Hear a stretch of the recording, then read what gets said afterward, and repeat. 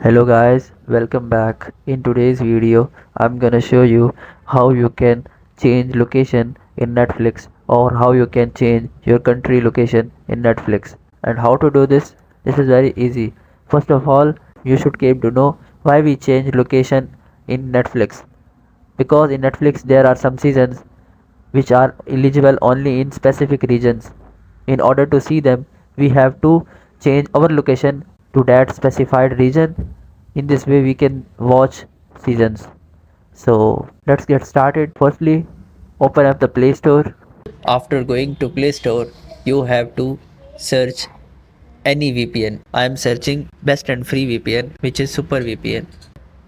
And here it is. You just have to install this. After installing this, you have to open the VPN.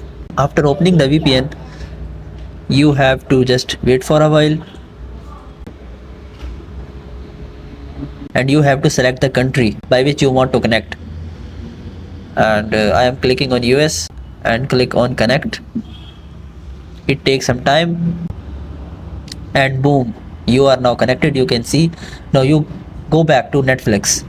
That's how you can change country or location in Netflix. Now you can see any season without any region limitation. Thank you so much.